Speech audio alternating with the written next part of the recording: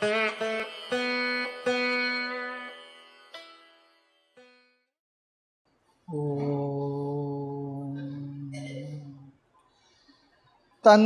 தாயும் நீ என்னுயிர் துணையும் நீ சஞ்சலமது தீர்க்க வந்த தேசிக வடிவும் நீ உனையலால் மற்றொரு துணை காணேன் அந்த மாதியும் அளப்பரும் ஜோதியே ஆதியே அடியார்த்தம் சிந்தை மேவிய தாயுமானவனும் சிறகிரி பெருமானே ஆதியந்தம் காட்டாத முதலாய் எம்மை அடிமைக்கா வளர்த்து எடுத்த அன்னை போல நீதி பெரும் குருவாகி மனம் வாக்கு எட்டா நிச்சயமாய் சொச்சமதாய் நிமலமாகி வாதமிடும் சமய நெறிக்கு அரியதாகி மௌனத்தோர் பால்வெளியாய் வயங்கா நின்ற ஜோதியை என் உயிர் துணையை நாடி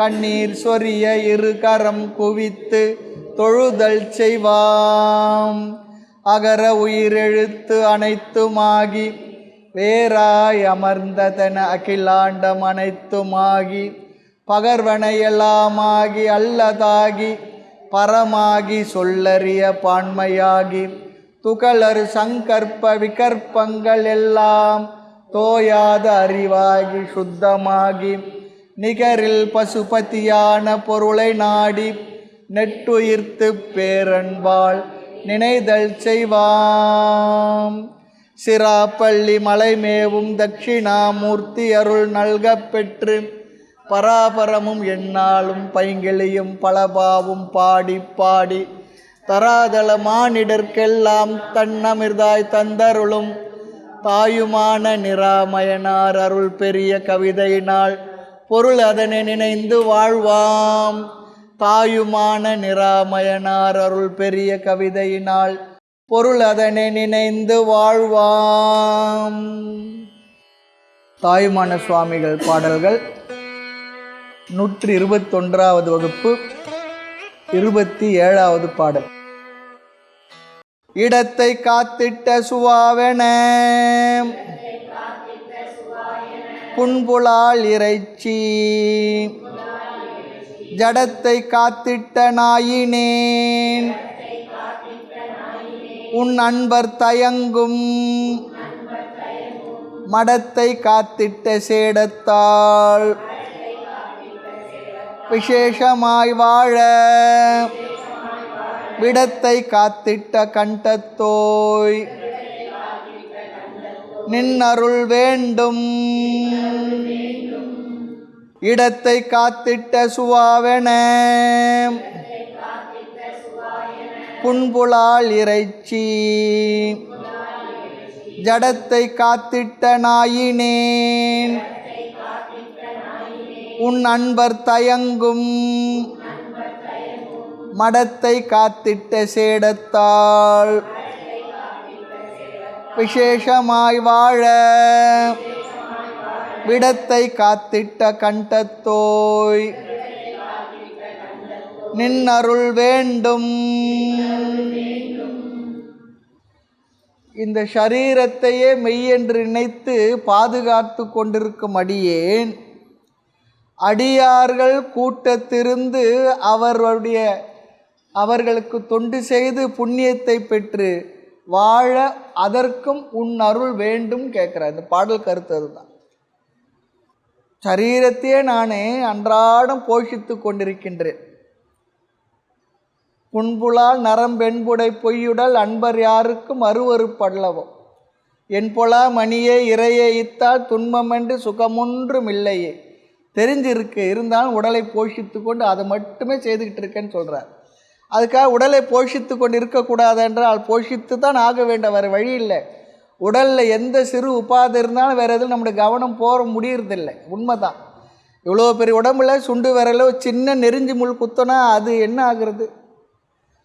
இவ்வளோ பல்லு இத்தனை பல்லு இருக்குது, அதில் என்ன ஒரு சின்ன ஒரு பொருள் ஏதோ போய் ஒரு இடத்துல இடுக்கில் சிக்கிடுதுன்னா அது எடுக்கிற வரைக்கும் நாக்கு அதை தொழாவிக்கிட்டே இருக்கு. அது எடுத்து ஆகணும். அந்த ஒரு சிரமம் இருக்கவே இருக்குது. ஆகிய உடலை பாதுகாக்க வேண்டும். ஆனாலும் கூட அதோடு கூட இந்த உண்மையை புரிந்து அதை பாதுகாத்து கொண்டிருக்கணும்னு சொல்கிறார். ஷரீரத்தையே பாதுகாத்து கொண்டிருக்கும் அடியேன்னு சொல்கிறார். ஷரீர பராமரிப்பு வேண்டாம் என்பது இங்கு உபதேசம் இல்லை. அது மட்டுமே செய்து கொண்டிருப்பது கூடாது. அடியவர் கூட்டத்திலிருந்து அவர் புண்ணியத்தை பெற்று வாழ அதற்கும் அருள் வேண்டும் சொல்கிறார். எதையும் செய்து நாம் அருளை பெறுவதற்கு அவன் அருளால் அவன் தாள் வணங்கி சொல்கிறது போல தவம் செய்வதற்கும் தவம் இருக்குன்னு சொன்னார். அதாவது ஒரு தொழில் வியாபாரம் பண்ணனா பெரிய அளவுக்கு நமக்கு லாபம் சம்பாதிக்கணும். அதை லாபம் கொஞ்சம் முதல் போடணும். கொஞ்சம் முதல் போட்டு தான் மறுபடியும் அதை தொழிலை பண்ணணும். அதுபோல் கொஞ்சம் தவம் இருந்தால் தான் பெரிய தவங்களை செய்ய முடியும்னு சொல்கிறார். அது வேணும். தவமுடையாருக்கு நல்ல வார்த்தை. ஆக இங்கே சொல்கிறார் பாருங்க, நாயானது என்ன பண்ணுமா, தன்னை போஷிக்கின்ற எஜமானன் வீட்டை ஒன்றும் பண்ண வேண்டாம், கொஞ்சம் பசி நேரத்துக்கு சாப்பாடு போட்டால் போதும், அவ்வளோதான், வேறு எதுவும் இல்லை. அது எப்பொழுது வீட்டை காத்து கொண்டு அதையே தன்னுடைய தொழிலாக கொண்டு அங்கேயே உண்டு உறங்கி காலத்தை கழித்து விடுமா. அது நாய்க்கு இருக்கிற சுபாவம். நிறைய பேர் சொல்கிறாங்க நாய் நன்றி உணர்ச்சி உடையது. அது அப்படி படைக்கப்பட்டிருக்கு, அதால் வேறு மாதிரி இருக்க முடியாது. ஆனால் நம்ம என்ன சொல்கிறோம், நன்றி கெட்ட நாயேன்னு சொல்கிறோம். அது ரொம்ப தப்பு, அது பாவம். அதை கேவலப்படுத்துகிறா போல் இருக்குது. அது எப்பவுமே எவ்வளோ நாள் பொறுத்து வந்தீங்கன்னா கூட சும்மா ஒரு பிஸ்கெட்டு போட்டு பாட்டு ஒரு 10 நாள் 10 மாதம் பொறுத்து வந்தாலும் அப்படி வாழை குழைச்சிக்கிட்டு நம்மளை பார்த்த உடனே ஓடி வரும். அப்படிப்பட்ட ஒரு பிராணி அது. ஆனால் அது என்ன பண்ணுதான், அதையே தொழிலாக கொண்டு உண்டு உறங்கி காலத்தை கழிப்பது போல அடியேன் உண்டு உடுத்தி உறங்கி நிலையில்லாத உடலையே பேணி காப்பதே தொழிலாக நின்றேன்னு சொல்கிறார்.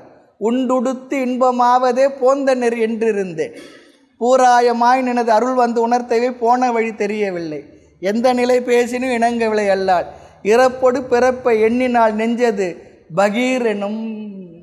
ரொம்ப அழகாக சொல்லுது. பகீரன்னு சொல்கிறது முமுட்சுத்துவத்தை காட்டுது. ஐயோ இவ்வளோ நாளும் கழிஞ்சு போச்சே, இனி வாழக்கூடிய நாள் கொஞ்ச நாள் தானே, வீணாக்கி விட்டேனே, உலக விவகாரத்தில் ஈடுபட்டு விட்டேனே, உண்மையை அறியாது நான் இருந்து விட்டேன்னு நினைக்கும் பொழுது அது மனசில் பகீர்னு தான் நம்ம சொல்லணும். வீட்டில் எதுனா ஒன்றுன்னா பகீர்னு தூக்கி போட்டு வச்சுங்கன்னு சொல்லணும். அப்போ இவருக்கு ஆன்மீக விஷயத்தில் முழுவதுமாக ஈடுபட்டு சாதனைகளை செய்து அதில் வெற்றி பெற முடியவில்லையே என்ற ஒரு துயரம், முமுட்சுத்துவம். ஆன்மார்த்த காரியம் ஒன்றும் செய்தில்லைன்னு சொல்கிறார். ஆத்மாவிற்கான காரியங்களை ஒன்றும் செய்யலை. ஆத்மாவிற்கு எதுவும் செய்ய வேண்டாம், இருந்தாலும் ஆத்மாவை பற்றி அறிவை அடைவதற்காக நான் பக்குவத்தை பெற வேண்டிய எந்த செயலையும் செய்யவில்லை சொல்கிறார். ஒரு ஜெபமோ தியானமோ பாராயணமோ ஒரு பஜனையோ அல்லது நல்ல சாஸ்திர விஷயங்களை கேட்பதோ அதை சிந்திப்பதோ அப்படிலாம் இல்லை. கோயிலுக்கு சென்று அழகிட்டு மெழுகிட்டு கூத்து மாடி சொல்கிறார் பாருங்க, அதெல்லாம் ஒன்றுமே பண்ணலைன்னு சொல்கிறார். திருநாமம் 5 எழுத்து செப்பாராகில் தீவண்ணன் திறமுறுக்கால் பேசாராகில் ஒரு காலம் திருக்கோயில் சூழாராகில் உண்பதன் முன் மலர் பறித்திட்டு உண்ணாராகில் பெருநோய்கள் மிக நிலைய பெயர்த்தும் செத்தும் பிறப்பதற்கே தொழிலாகி இறக்கின்றன்னு சொன்னார். அருநோய்கள் கெட வெந்நீர் அணியாராகில், அது ஒன்று சொல்கிறார். நடுவில் ஒரு விட்டுட்டான் ஒரு வார்த்தை. வெந்நீர் இருக்கே மந்திரமாவது நீர், நம்ம இந்த இடத்துல பாடினதான் மதுரை பதிகம் தானே அது. ஆமாம், திருநீர். அதை நான் நோய் போவதற்காக அதையும் கூட அணியவில்லைன்னு சொல்கிறார். ஆனால் இந்த மதுரையில் ஒரு விசேஷம் இருக்குது.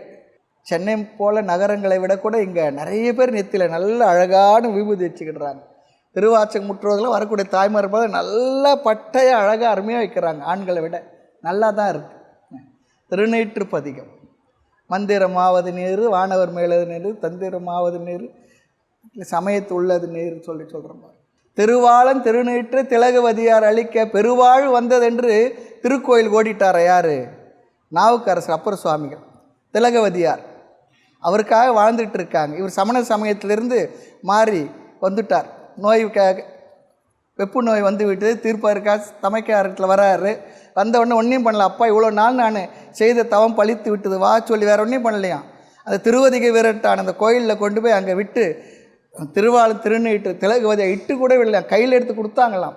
திருவாளன் திருநீற்று திலகவதியார் அளிப்ப பெருவாழ்வு வந்ததென்று. அதான் கூற்றாகினவாறு விளக்கைகள் கொடுமைகள் பல செய்தன. அதுதானே அவரோட முதல் பாடல். எல்லாம் பாடுறார். எல்லாம் ரொம்ப அற்புதமான வாழ்க்கை விஷயங்கள் இதெல்லாம். அப்படி ஆன்மார்த்த காரியம் ஒன்றும் செய்தில்லைன்னு சொல்கிறார். அதையே இடத்தை காத்திட்ட சுவாவென. சுவா சொல்லி சொன்னால் நாயின்னு சொல்லி அர்த்தம், பைரவர். ஆமாம், அந்த இடத்தை காத்துக்கிட்டு இருக்கிற நாயை போல நான் என்ன பண்ணுறேன், புண்புலால் இறைச்சி ஜடத்தை காத்திட்ட நாயினேன்னு சொல்லி சொல்கிறார். செய்யுமாறு ஒன்றும் காண, நாயேன் செய்யுமாறு ஒன்றும் காணுன்னு சொல்கிறார். நாய்ச்சிவிகை ஏற்றி வித்து சொல்லி சொல்கிறார். நாயை ஏன் சொல்கிறாங்கன்னு சொல்லி சொன்னால், நாய்க்கு 2 சுபாவம் இருக்குது. நன்றி உணர்ச்சி இருக்குது. எது சாப்பிட்டுதோ அதை கக்கிட்டு மறுபடியும் அதே அது சாப்பிடுமா. அதுபோல் சுபாவம் மனுஷனுக்கு அது இருக்கான். என்னென்னா, அப்படி அவன் அதை சாப்பிடல, விட்ட விஷயத்தை மறுபடியும் பிடிச்சிக்கிறான்றார். இது வேண்டான்னு விட்ட விஷயத்தை மறுபடியும் எடுத்துக்கிடுறான். அதுவும் ஒரு காரணமாக சொல்கிறாங்க. உலகத்தில் தான் நடக்கிறது. ஆக புண்புலால் இறைச்சி ஜடத்தை காத்திட்ட நாயினேன், உடலை வளர்ப்பதால் மட்டும் பயனில்லை, ஞானத்தை பெற சொரூப தரிசனம், ஞானத்தை பெறுவதற்கு முயற்சி பண்ணுன்னு சொல்கிறார். தரிசனம் சொல்லி சொன்னால் கோயிலில் போனால் கிடைக்கிற போல் தரிசனம், ஆத்ம தரிசனம் அப்படிலாம் இல்லை. அந்த ஆத்மாவாக நானே இருக்கின்றேன் என்பது புரிதல் தான் அங்கே விஷயம். தரிசனம் என்ற வார்த்தைக்கு தான் அங்கே அர்த்தம். ஆமாம், கோயிலுக்கு போய்ட்டு என்ன சொல்ல, தரிசனமாச்சா, நல்ல தரிசனமாச்சா, வைணவ கோயில் சம்பிரதாயமாக நல்லா சேவிச்சிங்களா, பெருமாளை நல்லா சேவிச்சாச்சா சொல்லுவாங்க. இங்கே தரிசனம் சொல்லி சொன்னால் நானே அந்த என்றுமுள்ள நித்தியமான ஆனந்த ஆத்மாவாக இருக்கிறேன் என்று மனதில் புரிந்து கொள்ளுதல். அது இது வரைக்கும் தெரியல. என்னுட்கலந்தா யான் அறியாது இருந்தாய் சொல்கிறார். நானாக இருக்கேன், என்னுள்ள தான் இருக்குது, ஆனால் எனக்கு தெரியல. இறைவா இனியேனும் சொல்லி சொல்கிறார். என்னை பெறுமாறு எனக்கு அருளாய் சொல்லி கேட்குறார்.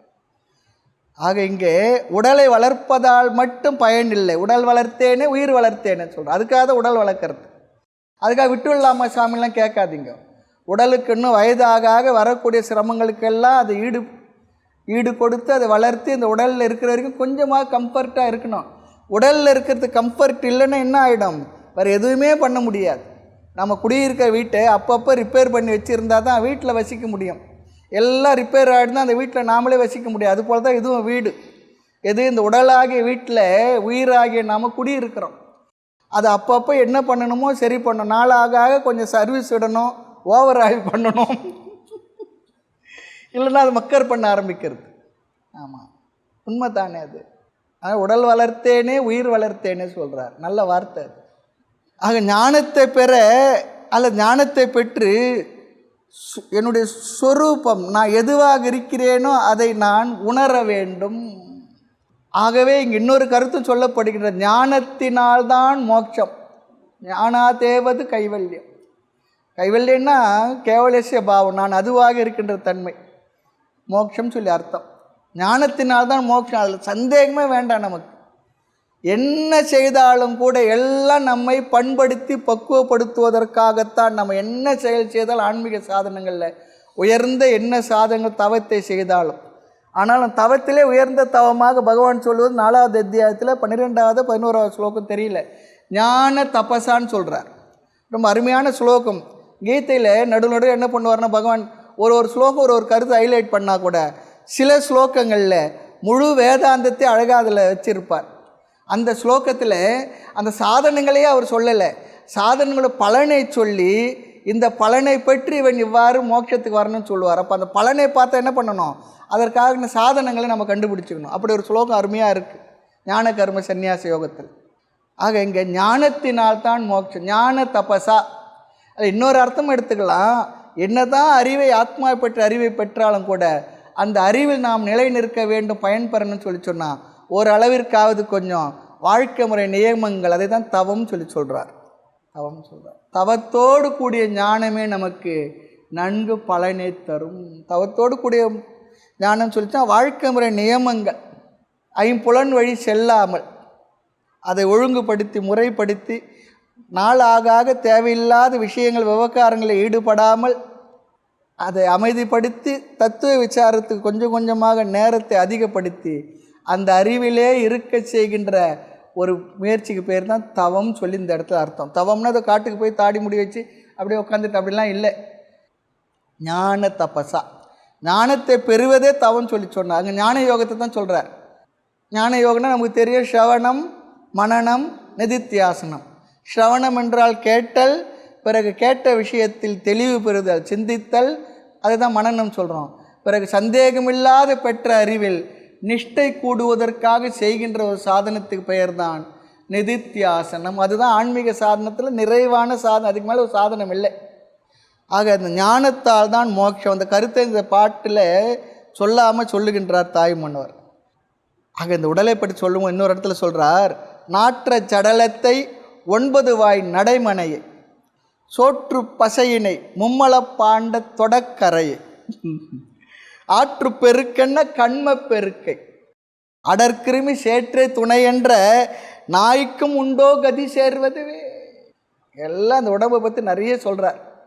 வெந்நீர், கண்ணீர், மழை நீர், புன்னீர் சொரிகின்ற வெட்ட வெட்ட தளிர்க்கும் வேட்கமறு உருகின்ற சுடுகாட்டுன்னு சொல்கிறார். இந்த சுடுகாட்டில் வெட்டியா எரிப்பான் உடம்பை. எரிக்கும் பொழுது அந்த கோலை ஒன்று வச்சு அதை தள்ளி தள்ளி பண்ணுவான். கடைசியில் அந்த கோல் என்ன ஆகுன்னா அதில் எரிஞ்சு கடைசியாக அந்த கோலையும் அதிலே போட்டுருவான். அதுபோல் இந்த உடம்பை என்ன பண்ணோம், முழுமையாக உபயோகப்படுத்தி தத்துவ ஞானத்தை புரிந்து கொண்டு அதன் பிறகு இந்த உடம்பும் என்ன அதுவும் முடிஞ்சு போச்சு. அந்த அளவிற்கு உடம்பை உபயோகப்படுத்தணும். உடம்பை உபயோகப்படுத்தினா அந்த உடம்பில் இருக்கும் பொழுது நாம் அறிய வேண்டிய அறிவுக்கான முயற்சியை தொடர்ந்து செய்து அதில் வெற்றியும் பெற்று விட வேண்டும். இந்த உடம்பை எது எது எனக்குன்னு சொல்லுன்னு சொல்லிட்டு ஒரு பாட்டு சொல்கிறார் பாருங்க. எரி எனக்கென்னும், தீ இருக்க அது எனக்குன்னு சொல்லுமா. புழுவோ எனக்கென்னும், இந்த மண்ணும் சரி எனக்கென்னுமா. மண்ணிலே பிறந்து மண்ணில் வளர்ந்ததே சாப்பிட்டு கடைசி என்ன ஆகின்றது, மண்ணிலேயே நாம் மண்ணிற்கே உணவாகி விடுகின்றோம். அம்மா அப்பா சாப்பிட்ட உடம்பு, அதாவது அம்மா அப்பா சாப்பிட்ட உணவு இந்த உடம்பு, பிறகு நாம் சாப்பிட்ட உணவால் இந்த உடம்பு இருந்து பிறகு என்ன ஆகின்றது, உடம்பே உணவாகி விடுகின்றது. இந்த உடம்பே அன்னம்தான், சாப்பிட்றவனு அன்னம்தான், சாப்பிடப்படும் பொருளும் அன்னம்தான். அன்னத்துக்கு தைத்திரிய உபநிஷத்தில் அழகான ஒரு விளக்கம்லாம் வருது. உங்களுக்கு அநேகமாக 40-41 கிளாஸ்லாம் வரும். அன்னம் என்பதற்கு ஒரு அழகான டெரிவேஷன் தாத்து எல்லாம் சொல்லி எப்படி இந்த அன்னத்திற்கு இந்த அர்த்தம் வந்ததுன்னு சொல்லி பார்க்கலாம். நீங்கள் கிளாஸை கேட்டிங்கன்னா தெரியும். தைத்திரிய உபநிஷத்தில் பிரம்மானந்த வள்ளியில் வருதுன்னு நினைக்கிறேன், வரும் உங்களுக்கு. பருந்தோ எனக்கு என்னுமா, பருந்து இருக்க அதுவும் எனக்கு தான் சொல்லுமா. நரி எனக்கு என்னுமா, பாருங்களேன் அதுவும் கூட எனக்கு தான் சொல்லுமா. நாம் என்ன நினைக்கிறோம், எனக்குன்றோம், அது சொல்லுது அது எனக்கு தான் சொல்லுமா. புண்ணாய் எனக்கு எண்ணம், எதை, இந்த நாருடலை. இந்த உடம்பு அப்படியே இருக்காடுனா, உயிரோடு இருக்கும்பொழுது 2 நாள் குளிக்கலன்னா என்ன ஆகுன்னு நமக்கே தெரியும். ஒரு நாளைக்கு பல்லு விளக்குன்னா என்ன, நம்ம கிட்ட யாரும் வரமாட்டாங்க பேசுறது கூட, அவ்வளோ சுகந்தமாக இருக்கும் வாயை திறந்தாலே. பிரியமாய் உடல் வளர்த்தேன் இதனால் என்ன பேர் எனக்கே. ஊற்ற சரீரத்தை ஆபாச கொட்டிலை ஊன் பொதிந்த பீற்ற துருத்தியை சோரிடும் தோற்பையை பேசறிய காற்றில் பொதிந்த நிலையற்ற பாண்டத்தை காதல் செய்து ஏற்று திரிந்து விட்டேன் இறைவா கட்சியை கம்பெனி. இது 2 பாட்டு பட்டினத்தார் வார்த்தைகள். இதெல்லாம் எதுக்கு சொல்கிறாங்கன்னா, இந்த இகழ்ச்சி செய்வது இகழ வேண்டும் என்பதற்காக இல்லை, மனதில் இதனுடைய தன்மையை புரிந்து கொள்வதற்காக, அதுக்காக தான் இதெல்லாம் சொல்கிறாங்க. நமக்கு அதிகமான அபிமானம் நமக்கு உடலில் இருந்ததுன்னா அந்த அபிமானத்தை நீக்குவதற்காகத்தான் இந்த வார்த்தைகள் எல்லாம். ஆரம்ப காலத்தில் வைராகியம் வருவதற்காக இதெல்லாம் சொல்லுவாங்க. ஆனால் உடல் வளர்த்தேன்னு உயிர் வளர்த்தேன்னு அதையும் சொல்கிறாங்க. உடம்பை முன்னம் இழுக்கண்டிருந்தேன் உடம்பினுள் உருபொருள் கண்டேன் உடம்பினுள்ளே உத்தமன் கோயில் கொண்டான் என்று உடம்பினை யானிருந்து ஓம்புகின்றேன்னு சொல்கிறார். அதனால் அதை பழிக்கவும் கூடாது. காரணம், இந்த உண்மையை தெரிவதற்கு இந்த உடல் பயன்படுகின்றது. இந்த மனித உடலில் வெளிப்படுகின்ற ஜீவனுக்கு தான் இந்த உண்மையை அறிகின்ற சக்தி கொடுக்கப்பட்டிருக்கு. வேறு எந்த சரீரத்தில் நாம் வெளிப்பட்டாலும் இப்படி அறிவதற்கு நமக்கு வாய்ப்பே இல்லை. ஆகையினால இந்த உடலுடைய மேன்மையை நாம் புரிந்து கொள்ள வேண்டும். துர்லபம் திரையமே தத்து இல்லையா, மனுஷத்துவம் முமுட்சுத்துவம் மகா புருஷ சம்சயம். விவேக சூடாமல் ஆச்சாரியரும் ரொம்ப அழகாக சொல்கிறார். ஆக அடுத்து பாருங்க, இதில் தயங்கம் சொல்லி ஒரு வார்த்தை இருக்கு. தயங்கம் சொல்லி சொன்னால் வசிக்கம் சொல்லி அர்த்தம், வாழும் சொல்லி அர்த்தம். இந்த இடத்துல விளங்கும் எனவும் பொருள் கொள்ளலாம் அப்படி ஒரு அர்த்தம் இருக்கின்றதான். மடம் இது ஞானிகள் அடியார்கள் வசிக்கின்ற இடம். ஆக தேகத்தின் இழிவு தோன்றவே புன்புலால் இறைச்சி சடம் என்கின்றார். விஷம் சொன்ன ஆழகால விஷயத்தை சொல்கிறாராம். ஆக இடத்தை காத்திட்ட சுவாவென புன்புலால் இறைச்சி ஜடத்தை காத்திட்ட நாயினேன் உன் அன்பர் தயங்கம், தயங்கம்னா தங்கும் சொல்லி அர்த்தம், வசிக்கும் சொல்லி அர்த்தம். மடத்தை காத்திட்ட சேடத்தால் அவர்கள் தங்குகின்ற இடத்திலே நான் இருந்து அவர்கள் செய்த சேவையினால் விசேஷமாய் வாழ விடத்தை காத்திட்ட கண்டத்தோ. சிவபெருமான சொல்கிறார், விஷத்தை விடமுண்ட கண்டன் மிக நல்ல வீணை தடவி மாசரு திங்கள் கங்கை முடிமேல் அணிந்தேன் உளமே புகுந்த அதனால் நின் அருள் வேண்டும் சொல்லி சொல்கிறார். கரைமிடற்று கண்டன் புறநானூற்றில் சொல்லியிருக்குன்னு சொல்லி சொல்கிறாங்க சிவபெருமான். இது விஷத்தை சாப்பிடும்போது கழுத்தில் நின்றுதான். அது எதுக்காகன்னா, அம்மா கழுத்தை பிடிச்சிட்டாலாம். கழுத்தை பிடிச்சிட்டானா வேறு அர்த்தம் இல்லை, அந்த அர்த்தம் உடலுக்குள்ளே போனால் அவருடைய உடலுக்குள்ளே இருந்தால் எல்லா ஜீவர்கள் இருக்குது, அதுக்கெல்லாம் எதுனா பிரச்சனை வந்துடுமோன்னு சொல்லிட்டு அம்மா என்ன பண்ணிட்டாங்களா, அப்படி பண்ணிட்டாங்கன்னு சொல்கிறோம். எல்லாம் புராணங்களில் கதைகளில் நம்ம பார்க்கின்றோம். ஆக நஞ்சினை அருந்திய கண்டத்தை உடையவனே, இடத்தை காக்கும் நாய் போல இழிந்த ஊனாலும் இறைச்சியாலுமான உடம்பை காத்து கிடந்தேன். உனது அடியார்கள் தங்கும் மடத்தை காத்த புண்ணியத்தால், ஏதோ ஒரு புண்ணியம் பண்ணியிருக்கேன், என்ன அவர்கள் தங்குகின்ற இருக்கக்கூடிய அந்த இடத்தை போய் பாதுகாத்திருக்கேன், தேவைகளை செய்திருக்கேன், உதவியாக இருந்திருக்கேன், அவர்களுக்கு என்னென்ன உதவிகள் தேவை இருக்குமோ அதை குறிப்பறிந்து செய்திருக்கின்றேன். அந்த புண்ணியத்தால் சிறப்பானது ஒரு வாழ்வு வாழ எனக்கு உண்டு அருள் கொடுன்னு சொல்கிறார். செய்துட்டு கேட்குறார், உளமறிவாய் உழப்பறிவாய், நான் ஏழை தள்ளிவிடுன்னு மெத்த தவிப்பேன்னு சொல்கிறார். என்னோடய உள்ளம் தெரியும், என்னுடைய மனதில் இருக்கக்கூடிய வருத்தமும் தெரியும், மனத்தினோட தாங்களும் தெரியும், ஆகவே எனக்கு அருள் செய்யும் சொல்கிறார். அது போல் உழைப்பும் அறிவாய், உழைப்புன்னு சொல்கிறது வேறு, உழைப்பு வேறு. அடுத்து 28வது பாடல். வாதனை பழக்கத்தினால் மனம் அந்த மனத்தால் ஓத வந்திடம் உரை உரைப்படி தொழில் உளவாம் ஏதம் அம்மனம் மாய என்றிடில் கண்ட எல்லாம் ஆதரம் செய்யா பொய் அதற்கு ஐயம் உண்டாமோ வாதனை பழக்கத்தினால் மனம் அந்த மனத்தால் ஓத வந்திடும் உரை உரைப்படி தொழில் உளவாம் ஏதம் அம்மனம் மாயை என்றிடில் கண்ட எல்லாம் ஆதரம் செய் அப்பொய் அதற்கு ஐயம் உண்டாமோ. வாதனை சொல்லி சொன்னால் கர்மம் சொல்லிடுறார். பிராரப்த வாசனையினால் தொழில் உண்டாகும். இந்த மாயா காரியமாகிய மனத்தால் பற்றுதற்கு ஏதுவாகிய பிரபஞ்சமெல்லாம் காரிய ரூபமான பொய் என்று உணர்ந்து கொள்ளணுமா. அப்போது காரிய ரூபம் இந்த உலகம்னு சொல்லி சொன்னால் காரணம் யார்? இறைவன். நிமித்த உபாதான காரணம். இந்த உலகத்துக்கு அவர் என்ன காரணமாக இருக்கார்னா அபின்ன நிமித்த உபாதான காரணம். அவர் தான் உபாதான காரணமும் நிமித்த காரணனும் அவரே. இப்போ ஒரு பானையை செய்கிறதுக்கு குயவன் நிமித்த காரணம் மட்டும்தான், உபாதான காரணம் இல்லை. ஆனால் இந்த உலகத்தை செய்ததற்கு பகவான் என்ன காரணமாக இருக்கார்? 2 காரணம் அவர் தான். இந்த உலகத்தை செய்வதற்கு பொருளும் அவர், மெட்டீரியல் காசும் அவர், இன்டலெக்சுவல் காசும் அவர். அதனால தான் சொல்ல அபின்ன நிமித்த உபாதான காரணம். 8 கால் பூச்சியை ஊர்ணனாபி முண்டகோபனிஷத் சொல்லும். 8 கால் பூச்சி தன்னுடைய இருப்பிடத்தை கட்டிக்கொள்வதற்காக தானே தன் வயிற்றில் ஒரு திரவத்தை சுரந்து அதுவே தன்னுடைய கூட்டை கட்டி கொள்வது போல இறைவன் இந்த உலகத்தை என்ன பண்ணார்? தானே இந்த உலகத்தை தன்னிலிருந்தே படைத்தார், தானே இந்த உலகமாக மாறி அமைந்தார். அப்படின்னு என்ன அர்த்தம்? எல்லாம் அவரே. அதனால தான் இருப்பதெல்லாம் இறைவனே. எதெல்லாம் இருக்கோ அந்த அனைத்துமாய் இருப்பவர் அவர். அனைத்துமாய் நின்றாயே யான் வேறோ சொல்வார். ஆக வாதனை சொல்லி சொன்னால் கர்மம், பிராரப்தத்தினால் வந்த செயல் மூலம் வந்த பழக்கம். அதனால தான் சொல்லுவோம் பழக்க வாசனை சொல்லுவோம், பழக்க தோஷங்க சொல்லுவோம் இல்லையா.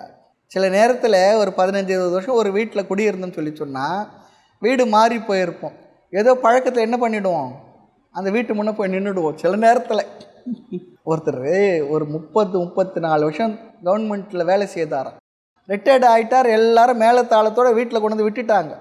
ரிட்டையர்டு ஆகிட்டுன்னு தெரியும். ஆனால் மறுநாள் என்ன பண்ணாராம், ட்ரெஸ் போட்டுட்டு ஆஃபீஸுக்கு புறப்பட்டாராம்.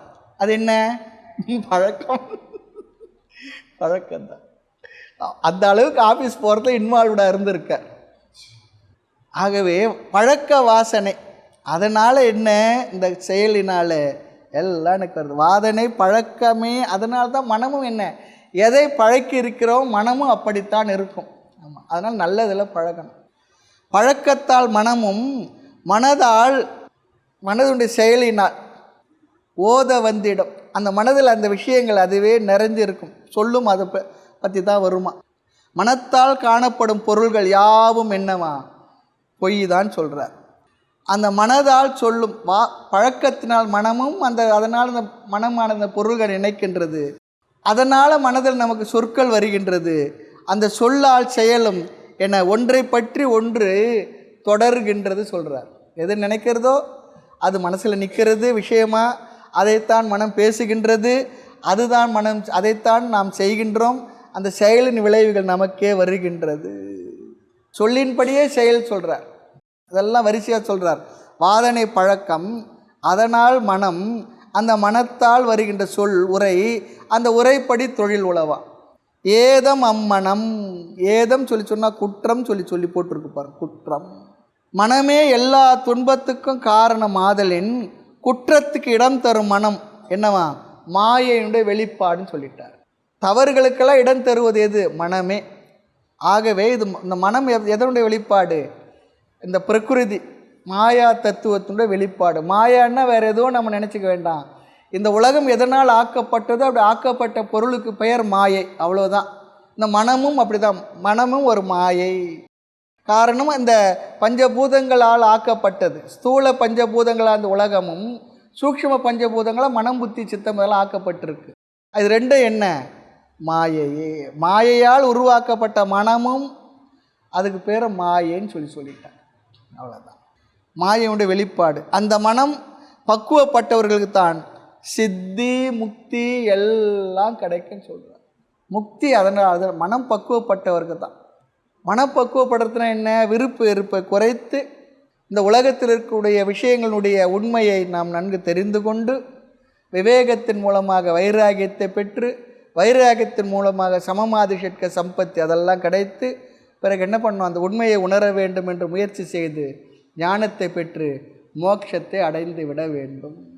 அதுக்கெல்லாம் ஆதாரம் மனப்பக்குவம் சொல்லிடுறார். ஆக மனம் பக்குவப்பட்டவருக்கே சித்தி முக்தி எல்லாம் கிடைக்கும். அது கொண்டு தான் அம்பளவான அடிக்கமலம் மறவாதிரு நெஞ்சமே. ஆமாம், வடிவேல் இறைத்தாள் நினைவாய், கெடுவாய் அல்ல விடுவாய் வினை யாவையுமே. வடிவேல் இறைத்தாள் நினைவாய், அந்த முருகனையே நினச்சிக்கிட்டு, வடிவேலனாக இறைவன் நினச்சிக்கிட்டு மறவாதிரு நெஞ்சமே சொல்கிறார். தவியாதிரு நெஞ்சமே, தவிக்காத. நம்ம சொல்ல ரொம்ப தவிப்பாக போச்சுங்க. சில நேரம் வருது, உண்மை தான், இருக்கத்தான் இருக்கும், அப்படிலாம் இல்லாமல் இருக்க முடியாது. ஆமாம், அது நல்லதுக்கு தவித்துக்கிட்டு இருக்குது, தேவையில்லாததெல்லாம் நினச்சி தவிக்காதே சொல்கிறார். தவியாதிரு மனமே, அம்பளவான் அடிக்காமலாம் மறவாதிரு. அப்படி மறவாதிருந்தால் உனக்கு பிறவாது இருக்கக்கூடிய நிலை வரும். தோயும் நெஞ்சமே மருதீசர் பொற்பாதம் சுதந்திரமே. மருதீசர் பட்டினத்தாருக்கு பேர் தானே மருதீசர். இதுவில் திருநின்றவூரில் இருக்கிற மருந்தீசர், அந்த ஈசர் அது வேறு. நம்ம மாற்றி சொல்கிறோம். ஆமாம், மருதவாணன் அது வேறு.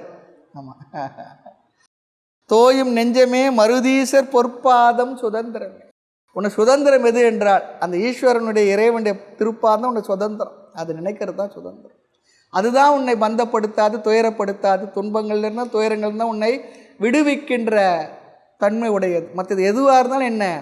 துன்பமே. கேள் மனமே, ஓடுண்டு கந்தை உண்டு உள்ளே எழுத்து 5 ஓத உண்டு. பாருங்களேன், ஓடுண்டு விமலன் தந்த ஓடுண்டு வீடுண்டு எல்லாம் சொல்கிறார். ஓத எழுத்து 5 உண்டே சொல்கிறார். எப்பொழுதும் மனதிலே சதா காலமும். ஆமாம், நான் மறைக்கணும் சொல்லுனா நமச்சிவாயவே. மனம் அப்படியே 5 எழுத்தை உருட்டிக்கிட்டே இருக்கணும். சில நேரத்தில் நமக்கு ஜபமாலை வச்சுருப்போம்.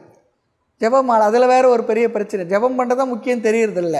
அந்த ஜபமாலை இப்படி தள்ளுறதா இல்லை உள்பக்கம் தள்ளுறதா வெளிப்பக்கம் தள்ளுறதா? ஏதோ ஒரு பக்கம் தள்ளு, மனசுக்குள்ள மந்திரத்தை தள்ளு.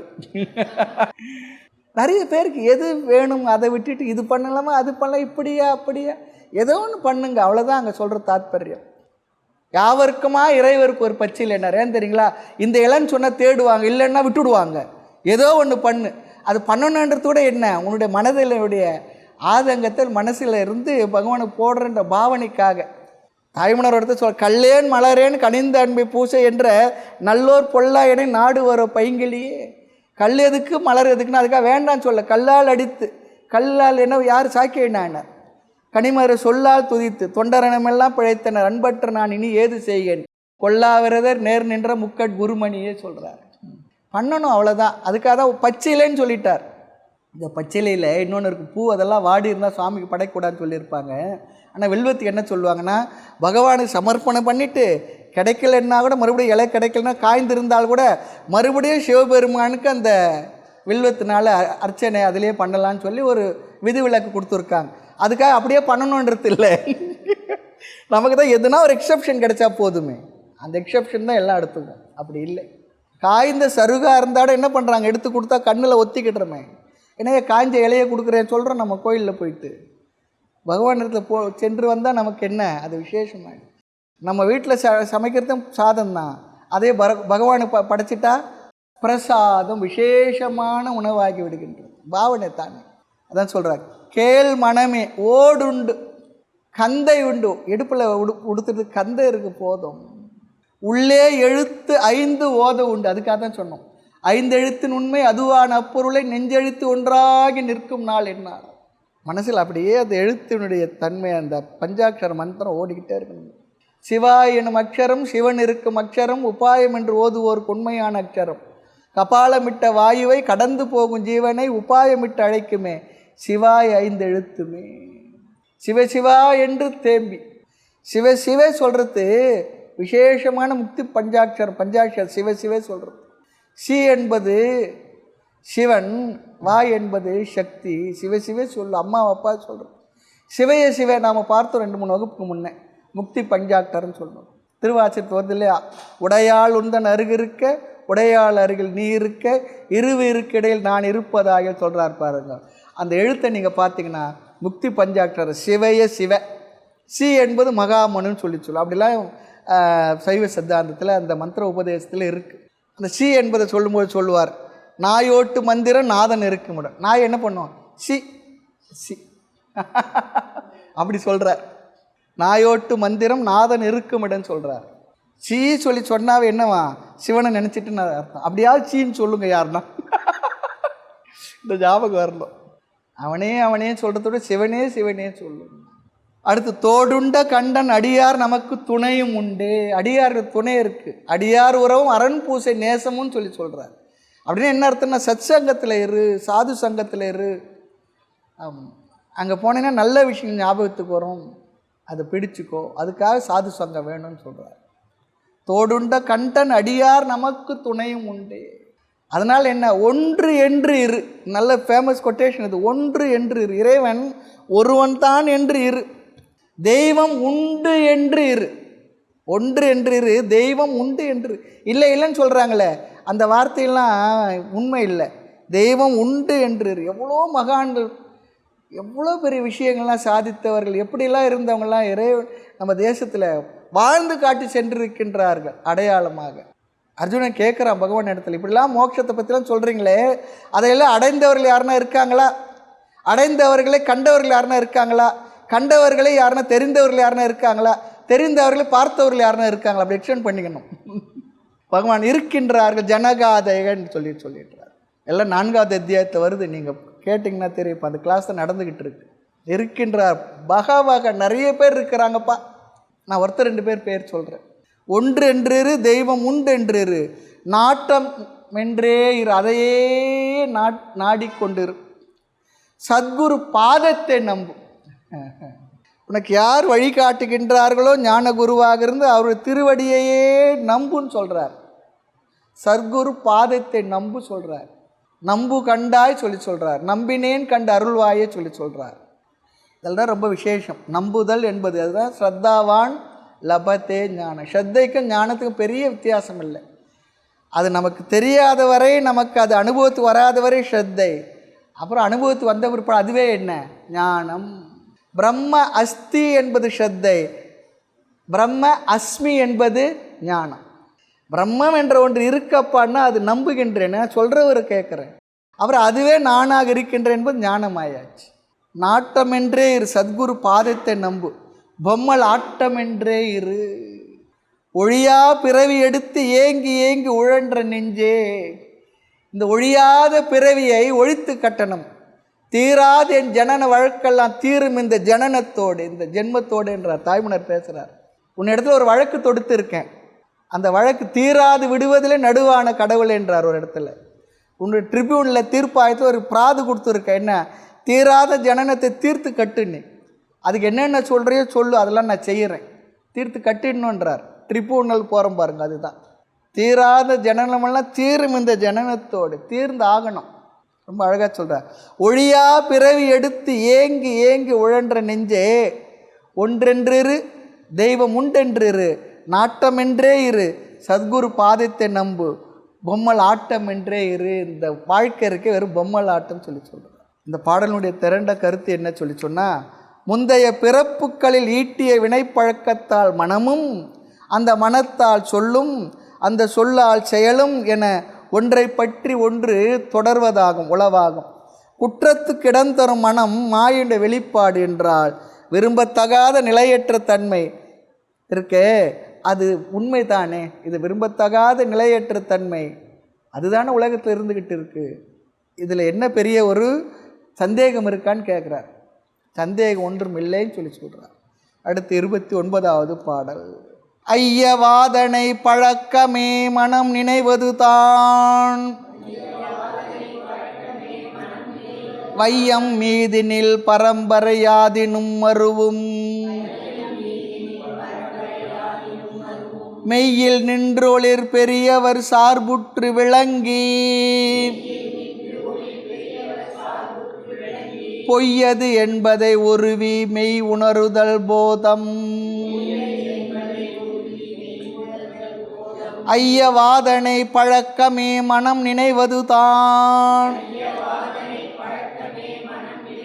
வையம் மீதினில் பரம்பரையாதினும் மருவும்,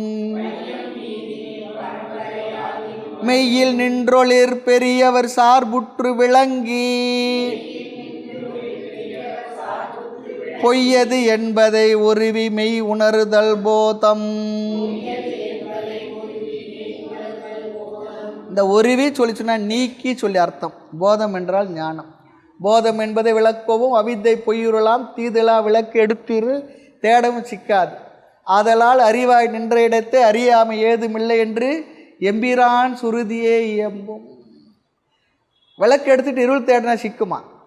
அதுபோல் சுருதியெல்லாம் சொல்லுகின்றது. சுருதியே சிவாகமங்களே, உங்களால் சொல்லும் தனிப்பொருள் அளவை ஈதென்ன வாயுண்டோ அப்படி சொல்லி கேட்குறார் பாரு. வேதம் சொல்லியிருக்குப்பா, நம்புன்னு சொல்கிறார்.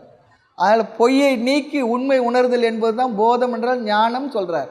ஞானம் என்பதற்கு அர்த்தம் என்னென்னா, எது பொய்யோ அதை நீக்கி, எது உண்மையோ அதை உணர்ந்து அதிலே இருத்தல், உணர்ந்து இருத்தல். அதுதான் ஞானம். ஞானம்னா வேறு ஏதோ நினச்சிக்கிட்டு இருக்க வேண்டாம், அதுதான் ஞானம். அரண் அடியார்களோடு கூடி பொய்யை அகற்றி மெய்யை அறிதலே ஞானம் என்கின்றார். இங்கேயும் சத்சங்கத்தை தான் சொல்கிறார். எங்கே கிடைக்கும் இது?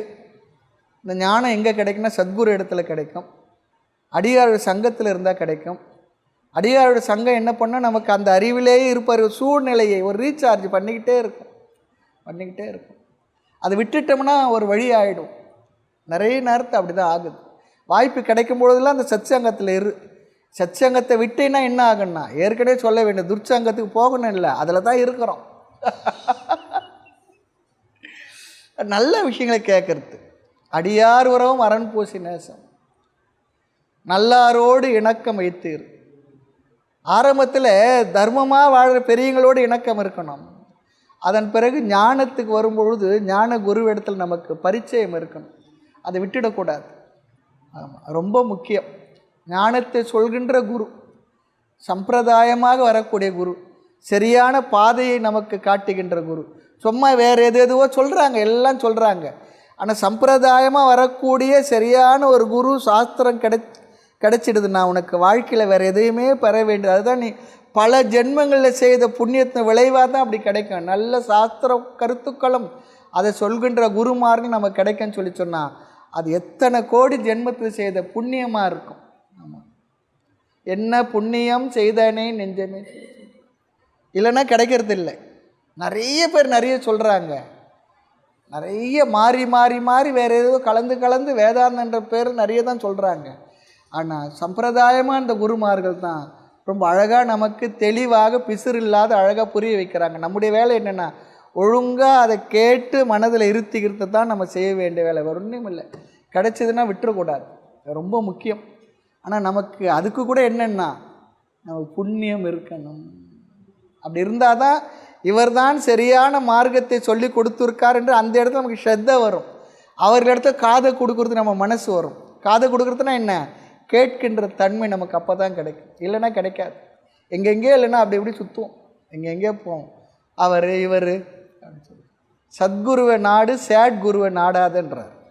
சத்குருனா எஸ்ஏடி இல்லைன்னா எஸ்ஏடி போட்டால் என்னென்னா சேட் குருவா. ஞானத்தை தருகின்ற குரு, ஞான நெறிக்கு ஏற்ற குரு, நன்னறிய சித்தி முக்தி தானம் தருமம் தழைத்த குரு, மானமோடு வந்து என்னை தந்த குரு, என் சிந்தை கோயில் என வாழும் குரு, அன்னை போலும் அருள்மிகுக்கும் மண்ணும் ஞான வரதனே, என்னையே எனக்கு அளித்த நின்னை யானு நினைவு. என்ன தான் எனக்கு கொடுத்த, அதனால் நீ என் மனசில் கோயிலாக இருக்க, அதனால் உன்னை வணங்கிட்டு இருக்கேன். அன்னை போலும் அருள்மிகுக்கும் மண்ணு ஞான வரது. அவருக்கு என்ன வேண்டி கிடக்குது, இவர்களுக்கு இதை சொல்லணும் போனால் அவருக்கு தெரிஞ்சிடுச்சு புரிஞ்சிடுச்சு, அவர் பாட்டு இருக்கலாமே. ஆனால் முயற்சி எடுத்து நமக்கு புரிவதற்காக எவ்வளோ மெனக்கட்டுறாங்க. அதுக்கெல்லாம் நம்ம என்ன தான் கொடுக்க போகிறோம், என்ன தான் கொடுக்க முடியும். சிவாஜி மகாராஜ் அவருடைய குரு ராமதாசர் எடுத்து இன்னும் சில பேர்லாம் சொல்லுவாங்க, அவருடைய ராஜ்யம் முழுக்க அவர்கிட்ட கொடுத்து நமஸ்காரம் பண்ணி எல்லாம் உங்களுடைய தான். அவர் வச்சு என்ன பண்ண போகிறார், இதெல்லாம் வேண்டான்னு சொல்லி போனவர். சரி வாங்கிக்கிட்டு இப்போ மறுபடியும் கொடுக்குற என் சார்பாக நீ இருந்து ரூல் பண்ணுன்னாராம். அது போல் ஜனகரும் அப்படி தானே யாக்கியவல்கியருக்கு. சரிப்பா ரொம்ப நல்லது நான் எடுத்துக்கிட்டேன், இப்போ நான் கொடுக்குறேன் வச்சுக்கோ, போய் பாரு காரியத்தை பாருங்க. இந்த பாவனை இதுக்கு வேறு எதையுமே கொடுத்து ஈடு கட்டவே முடியாது, சந்தேகமே இருக்கக்கூடாது. ஆக எதுக்கு சொல்கிறேன்னு சொன்னால் அறநடியார், சத்சங்கம், நல்ல சத்குருநாதர்கள், சம்பிரதாயமாக வந்த குருமார்கள் சாஸ்திரத்தை பிசிறில்லாத அழகாக தத்துவ ஞானத்தை முறையாக எடுத்து சொல்லி நம்மை நிறைவு செய்யக்கூடிய நிறைவாளர்கள், அவர்களை நாடுன்னு சொல்கிறார். நாடணும். ஆக இங்கே சொல்கிறது என்னென்னா, ஐய வாதனை பழக்கமே மனம் நினைவது தான், வினையின் பயனாய் மனம் ஒன்றை விட்டு ஒன்றை பற்றி நிற்கும். அது வாதனை பழக்கம். வாதனை பழக்கமே மனம் வாதனைன்னு சொன்னால் வாசனை. இந்த மனசில் எவ்வளோ வாசனை இருக்குது, எத்தனை முறை இது சரி பண்ணுறதுன்னா ஒரு வகை இருக்குது. அந்த வாசனைகளெல்லாம் தீய வாசனைகள்லாம் போக்குவதற்கு நல் வாசனைகளை எல்லாம் நம்ம பண்ணணும். இது ஒரு வழி. அப்படியே செய்ய முடியல, ரொம்ப டென்ஸாக இருக்குது, ரொம்ப திக்காக இருக்குது நம்மளோட வாசனைகள் சொல்லி சொன்னால் இன்னொரு வழி இருக்குது. என்ன தெரியுங்களா, மொத்தத்தையும் தூரம் தூக்கி போட்டுடுறது. அவ்வளோதான். எவ்வளோ நாளைக்கு சரி பண்ண முடியும். ஒரு சித்தர் பாடலில் சொல்லுவார், சென்ற வகுப்பில் சொன்ன நினைக்கிறேன், நாரும் மீனை 40 முறை கழுவினா நாற்றம் போகுமான்னார். போகாது. அதுபோல் இந்த மனசை எவ்வளவோ சரி பண்ணி பார்க்குற முடியலையே, அப்புறம் என்ன பண்ணோம், மனசே நான் இல்லைன்னு அது எதுக்கு சரி பண்ணிக்கிட்டு இருக்கு, தூக்கி போட்டு. மனசே நான் இல்லை, நான் இல்லாத மனசை எதுக்கு சரி பண்ணணும். அது ஒரு முறை இருக்குது. நான் இல்லைன்னு சொல்கிறீங்க, நான் இல்லாத மனசை என்ன பண்ணுறது நான், ஆனால் இருந்து தொந்தரவு பண்ணிகிட்டு இருக்கேன் சுவாமின்னா. தொந்தரவு தான் பண்ணுறது, புரியுது இல்லையா, போதும் அவ்வளோதான். தொந்தரவு பண்ணுறது தெரியுது, அதுவே பெரிய விஷயம். மனதோடு நாம் ஆகி விடாமல் மனம் என்ற ஒன்று என்னை தொந்தரவு பண்ணதை நினைக்கணும் பாருங்க, அதுவே நல்ல ஒரு அறிகுறி. ஐய வாதனை பழக்கமே மனம் மனசு எதை நினைக்கணும், என்னென்ன நினச்சதோ இப்போ இல்லை, ஜென்மாந்திரம் நினைத்த வாசனைகள் எல்லாம் ஸ்டோர் ஹவுஸில் வேர் ஹவுஸ்ன்ற சித்தத்தில் பதிஞ்சு இருக்குது. அது என்ன பண்ணுதுன்னா அடிக்கடி மேலே வந்துடும், மேலே வந்து நம்மளை தொந்தரவு பண்ணுது. மனம் நினைக்கிறது தான் வையம் மீதினில் பரம்பரை யாதினும் வருவோம். வையம் சொல்லி சொன்னால் அந்த பூமி சொல்லிடுறார், பொருள்கள் வைப்பதற்கு இடமாக இருப்பது என்று ஒரு பொருள் சொல்கிறார். வையம் சொல்லி சொன்னால் பொருள்களை வைப்பதற்கான இடமாக வையம். இந்த தமிழில் ஒவ்வொரு வார்த்தைக்கு என்ன அர்த்தம் என்று அழகாக சொல்லுவாங்க. வையம் சொல்லி சொன்னால் எல்லாம் வைப்பதற்கு இடமாக இருப்பதான் வையம். மெய் என்றால் மெய்ப்பொருளை உண்மையை உணருதல் அறிதலே, அதுதான் போதம் சொல்கிறார். மெய்ப்பொருளை உணர்தல் தான் போதம். ஆகவே ஐயனே வினையின் பயனாய் மனம் ஒன்றை விட்டு ஒன்றை பற்றி நிற்கும். ஆமாம். எனவே இவ்வுலகில் வழி வழியாக எவற்றுடனும் பொருந்தும் மெய்யுணர்வின் கண் திளைக்கும் சிவனடியார்களை சார்ந்து, அடியவர்களை சார்ந்து, சிவனடியார் சாமி நான் எனக்கு பெருமாள் பக்தர் தான் பிடிக்கும், ஏதோ ஒரு பக்தரோடு சிவனடியார்கள் அடியார்களை சார்ந்து நின்று நிலையில்லாதவற்றை விட்டு நீங்கி மெய்ப்பொருளை உணர்தல் வேண்டும், அதுவே ஞானமாகன்னு சொல்கிறார். எது ஞானம் என்றால் எது பொய் என்று உணர்ந்து அந்த பொய்யிலிருந்து விலகி எது மெய்யோ அதில் இருப்பது தான் ஞானம். ரொம்ப அழகாக தெளிவாக ரொம்ப சாதாரணமாக சொல்லிட்டார். அதுதான் ஞானம். பெருசாலாம் வேறு எதுவும் நினைக்காது. ஆத்மா தான். ஆத்மாவில் நினைக்கிறதுக்கு என்ன இருக்குது? ஒரு வகையில் பார்க்கும்பொழுது ஆத்மாவில் நினைக்கிறது ஒன்றும் இல்லை. ஏன்னா ஆத்மா எதை நினைக்காது மறக்காது. நினைப்பு மறக்கிறதுலாம் மனசு தான். நினைப்பு மறப்புமாய் நின்ற வஞ்ச மாயா மனத்தால் விளைந்தது தோழின்றார். ஆத்மாவில் நினைக்கிறதுக்கு இல்லை, ஆத்மாவில் மறக்கிறதுக்கு ஒன்றும் இல்லை. பாட்டு ஒன்றா பாடலாம், நினைக்க தெரிந்த மனமே உனக்கு மறக்க தெரியாது, அப்புறம் என்னை புரியாதல்ல. அது புரியறதுக்கு தானே இதெல்லாம் பாடலாம். அதெல்லாம் ஆத்மா எதுவும் நினைக்கிறதும் இல்லை மறக்கிறதும் இல்லை, பண்ணுறதெல்லாம் மனசு தான். அந்த மனசு நான் இல்லை, இருந்தாலும் சரி பண்ணுறதுக்கு நிறைய சாதனங்கள் செய்கிறேன். ஒரு லெவலுக்கு மேலே அதை ஒன்றே பண்ண முடியலன்னா போ அப்படின்னு சொல்லி விட்டுடணும். இது ஒரு அழகான ஒரு டெக்னிக் தான் அது. ஆக வையம் மீதில் பரம்பரை யாதுன்னு வரும், மெய்யில் நின்றொளிர் பெரியவர் சார்புற்று விளங்கி பொய்யது என்பதை ஒருவி மெய் உணர்தல் போதம் சொல்லிட்டார். சரி, அடுத்து 30வது பாடல். குளமிலான் குணம் குறியிலான் குறைவிலான் கொடிதாம் புலமிலான் தனக்கென்ன ஓர் பற்றிலான் பொருந்தும் இளமிலான் மைந்தர் மனைவி இல்லான் எவனவன் சஞ்சலமிலான் முக்தி தரும் பரசிவன் எனத் தகுமே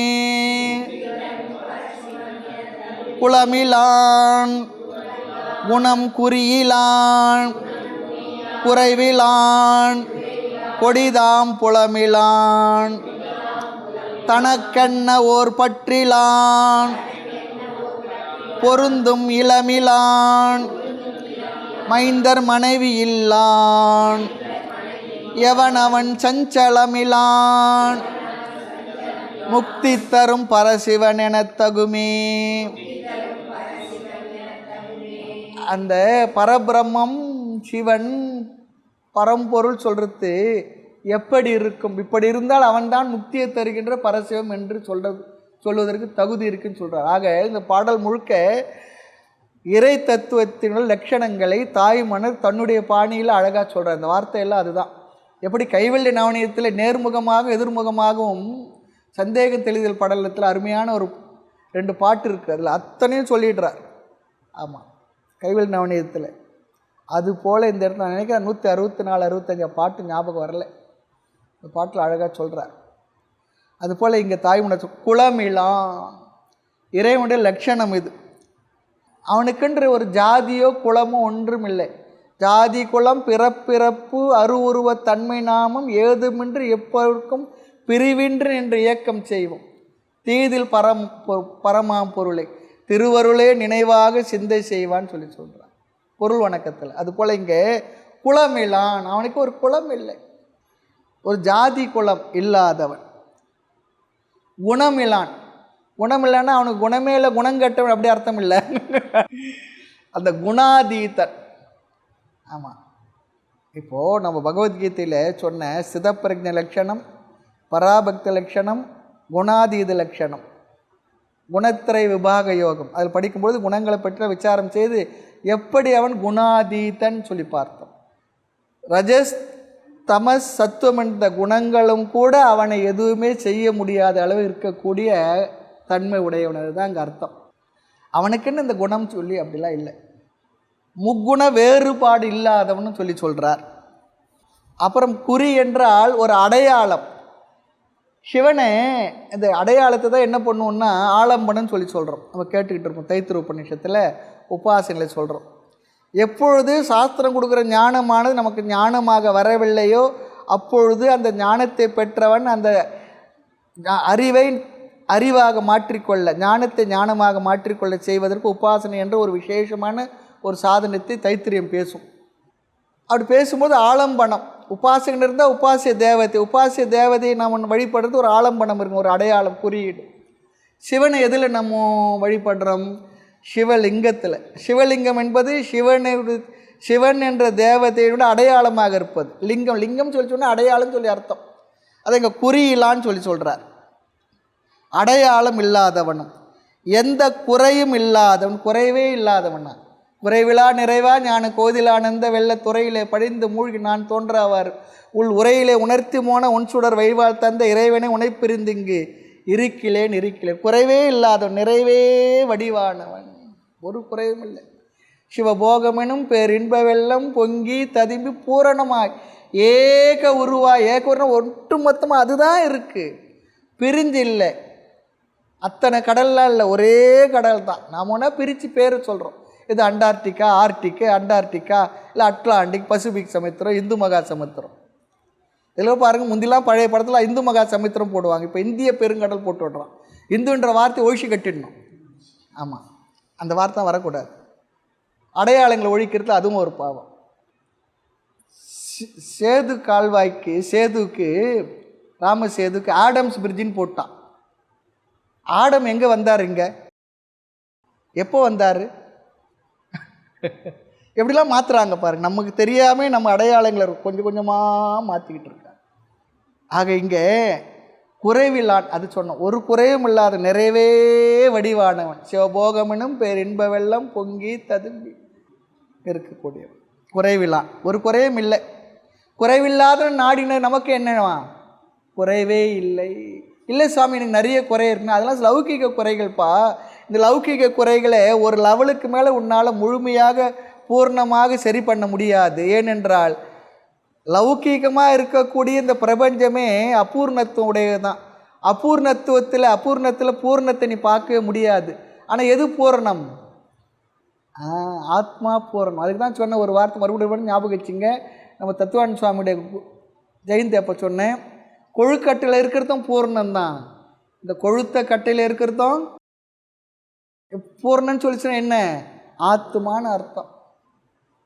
அந்த பூர்ணமாக சாப்பிட்டா சந்தோஷமாக இருக்கும். இந்த பூர்ணத்தை நானே அந்த பூர்ணன் என்று உணர்வதால் என்னன்னா ஆனந்தம். அந்த அடிக்கடி ஞாபகம் வரணும். நான் ஆத்மா என்றும் உள்ளவன், நித்தியமானவன், ஆனந்த வடிவினன், குறையே இல்லை நிறைவானவன், பூர்ணமத. அதுவும் பூரணம், இதுவும் பூரணம், எல்லாம் எங்கே இருப்பதும் பூர்ணம். பூர்ணத்திலிருந்து பூர்ணத்தை எடுத்தாலும் எஞ்சி இருப்பது என்ன? பூர்ணம் ஏவ அவசிஷியது. பூர்ணம்தான் இருக்கு. நமக்கு எப்படின்னா அதுவும் அபூர்ணம், இதுவும் அபூர்ணம். அதுதான் நமக்கு இருக்கு. நல்ல சாந்தி பாட்டம் அது. பூர்ணமதத்தை சொல்லுவாங்க. எல்லாமே இல்லாது போனாலும் இந்த பூர்ணமத என்ற அந்த சாந்தி பாட மந்திரத்தை எடுத்து மறுபடியும் அப்படியே ரீஎஸ்டாப்ளிஷ் பண்ணிடலாம். வேதத்தினுடைய சித்தாந்த கருத்துக்கள்லாம் சொல்லுவாங்க. அப்படிப்பட்ட ஆழமான கருத்துடைய ஒரு மந்திரம் அது. ஆக குறைவிலான் கொடிதாம் புலமிலான், கொடுமை இழைக்கும் புலன்கள் பஞ்ச புலனைந்தும் வஞ்சனையை செய்ய, விலங்கு மனத்தால் விமலா உனக்கு கலந்துள் அன்பாகி கசிந்து உள் உருக, நலமேது மறியாத சிறியேற்கு நிலந்தன்மேல் வந்தருளி நீள்கழல்கள் காட்டி. அப்போ என்ன வார்த்தை இல்லை, நல்லா அழுத்தி மனசில் நல்லா அழகாக சொல்லணும். அந்த வார்த்தையெல்லாம் சும்மா ஏதோ மனசில் அப்படி, அது ஆரம்பத்தில் அப்படி தான் படிப்போம், அப்படி தான் படிக்கணும். அப்புறம் இந்த வார்த்தையெல்லாம் சொல்லிய பாட்டில் பொருள் உணர்ந்து மனசில் வந்ததுன்னா அதுவே பெரிய மனசுக்கு ஒரு அமைதி கொடுக்கும். ஆமாம், வேகம் கெடுத்தாண்ட வேந்தனடி வெளியில் சொல்கிற போல் வேகமாக ஓடுற மனசு அப்போ தான் கொஞ்சம் ஸ்பீட் பிரேக்கர் போல் கொஞ்சம் மெதுவாக போகும். மெதுவாக போகும். கொடிதாம் புலமிலான், புலன்கள் இல்லாதவன், தனக்கென எந்த பற்றும் இல்லாதவன், பற்றுக பற்றற்றான் பற்று. ரொம்ப அழகாக தான் சொல்லியிருக்காங்க. எந்த பற்றும் அவனுக்கு இல்லை. இவர் வேண்டியவர், இவர் வேண்டாதவர், அப்படிலாம் இல்லை. பற்றுக, ஆமாம், பற்றற்றான், எந்த குறையும். கொடுமை இழைக்கும் புலன் இல்லாதவனும், தனக்கென எந்த பற்றும் இல்லாதவனும், தங்கி வாழ வீடு இல்லாதவனும். அவருக்கு ஒரு வீடே இல்லையா? இந்த உலகமே அவர் தானே. நமக்கு தான் என்ன, இந்த ஏரியாவில் ஒரு 1/4 கிரவுண்டு இடம் கிடச்சா போதும், ஒரு சின்ன சிறிய ஒரு வீடு கட்டு. ஆனால் அவருக்கு இல்லை, அந்த உலகமே வீடு. அதனால் அவருக்கு தனியாக ஒரு வீடெல்லாம் இல்லை. இல்லை திருக்கைலான்னு சொல்கிறாங்களே, அது ஒரு அடையாளப்படுத்துகிற அந்த இடத்துல ஒரு புனிதம் இருக்குது, அது நமக்கு ஒரு அடையாளம். மற்றபடி இந்த இடத்துல நாம் இருக்கிற இடத்துல இருக்கிற மண்ணுக்கு இல்லாத புனிதம் வேறு எங்கேயும் இல்லை. வேறு எங்கேயும் இல்லாத புனிதம் இங்கே இல்லாமல் போகலை. எல்லாமே பூர்ணமானது, புனிதமானது தான். இதை தத்துவ ஞான விசாரத்தில் ஞானத்தில் தெளியும் பொழுது நாம் எங்கே இருக்கிறோமோ, என்னவா இருக்கிறோமோ, எப்படி இருக்கிறோமோ அதுவே மதி. மதின்னா என்ன? சரி போதும். அதுவே நிம்மதி. நீ அதை மதி. இது புரியணும். புரிஞ்சதுன்னா என்ன பண்ண மாட்டோம்? ஆமாம், அமைதி ஆனந்தமாக இருக்கும். தனக்கென்ற எந்த பற்றுமில்லாம் தங்கி வாழ வீடு இல்லாதவனும் பிள்ளைகள் மனைவி என்ற உறவு இல்லாதவன் எவனோ. இல்லையே சாமி, முருகன் இருக்கிறார், பிள்ளையார் இருக்கிறாரு, சிவபெருமானுக்கு. பெருமாளுக்கு மனைவி இருக்கிறாங்க, அவருக்கும் பிள்ளைங்க இருக்கான்னு சொல்கிறாங்களே. பிரம்மாஜிக்கு சரஸ்வதி அம்மா இருக்கிறாங்களே. இதெல்லாம் என்னென்னா அதெல்லாம் அவதாரங்கள், அதெல்லாம் ஈஸ்வர ஸ்வரூபம் சகுன பிரம்மத்து இதெல்லாம் இருக்கு, இல்லைன்னு சொல்லலை. ஆனால் அந்த பிரம்ம தத்துவத்துக்கு இதெல்லாம் இல்லாதது எதுவோ அந்த பிரம்ம தத்துவத்தை தான் சொல்கிறார். நிர்குண பிரம்ம தத்துவத்தை இதெல்லாம் இல்லைன்னு சொல்கிறார். உறவுகள் இல்லாத எவனோ அவனுக்கு என்னவா இல்லையா, மனக்கவலை இல்லைன்னு சொல்கிறார். உண்டான் உறங்க ஒழித்தான் பித்தாக உண்டாக்கணும் கண்டான் சுவைகள் கரும்பே சகல கலாவல்லிய. குமரகுரு பரசாமி சகல கலாவளி மாலையில் என்ன பண்ணுறாராம், ஒருத்தன் படைச்சிட்டு அவர் பாட்டு நிம்மதியாக எங்கே உட்காந்துக்கிட்டு இருக்கிறார். ஆண்டவன் முகத்தை பார்க்கணும், அவனிடம் ஒன்றே ஒன்று கேட்கணும், ஏண்டா சாமி என்ன படைச்சேன், படைக்கேடு என்ன நடித்தேன். படைச்சவன் அமைதியாக இருந்துட்டான். காப்பாற்ற வேண்டிய என்ன பண்ணுறானா, அருமையாக ஸ்ப்ரிங் கட்டலில் படுத்து எப்போ பார்த்தாலும் தூங்கிட்டே இருக்கிறாராம். யார்? மகாவிஷ்ணு காப்பாற்றுறோம். நம்ம வீட்டை பார்த்தாலும் அப்பா வீட்டில் படுத்துட்டு இருந்த அம்மா என்ன சொல்லும், சம்பாத்திட்டு வா, எதில் சொம்ப படுத்ததை யாரையா கொடுப்பாங்க 4 பைசா. அவர் படுத்து தூங்கிட்டே இருக்காராம். அழிக்கிற என்ன பித்தனா சுற்றிக்கிட்டு இருக்கிறாராம் சிவபெருமான். உண்டான் உறங்க ஒழித்தான் பித்தாகன்னு சொல்கிறார். ரொம்ப அழகாக அந்த பாட்டில் சகல கலாவளி மாலையில் ஒன்றுத்தில் சொல்கிறார். முதல் வரி ஞாபகத்துக்கு வரல. அது போல் இங்கே அவருக்கு என்னென்னா மனக்கவலையே இல்லையா. மனக்கவலை மாற்றல் அறியுது சொன்னார் பாரு. மனக்கவலை இல்லை, அதெல்லாம் இல்லைன்னா அவர் கவலை இல்லை. கிராமத்தை சொல்லுவாங்க, மாடு கண் இல்லாதவன் மழைக்கு ராஜாவான், பொண்டாட்டி பிள்ளை இல்லாதவன் பஞ்சத்துக்கு ராஜான்னு சொல்லுவாங்க. இன்றைக்கும் கிராமத்தில் அந்த வழக்கு உண்டு. மாடு கண் இல்லாத மழைக்கு ராஜா. மழைக்கு எங்கே எடுத்து கட்டுறது, தீனி எங்கே போடுறது, வைக்கோல் என்ன போடுறது, மேய்க்கிறதுக்கு அனுப்புனீங்க. மாடு கண் இல்லாத மழைக்கு ராஜா, பொண்டாட்டி பிள்ளை இல்லாதவன் பஞ்சத்துக்கு ராஜா. அது போல் ஒரு மனக்கவலை இல்லையா. மனக்கவலை மாற்றல் அறிது சொல்கிறார் பாருங்க. நமக்கு தான், அவருக்கு இல்லை. அவன்தான் எல்லா உயிர்களுக்கும் முக்தி பேரளிக்கும் மேலான சிவன் என்று கொள்வாயாக. நல்ல அழகான லட்சணங்கள் சொல்லுகின்ற பாடல். மேலும் கருத்துக்களை அடுத்த வகுப்பு பார்க்கலாம். மூர்த்தி எல்லாம் வாழி எங்கள் மௌன குரு வாழி, அருள் வார்த்தை என்றும் வாழி, அன்பர் வாழி பராபரமே.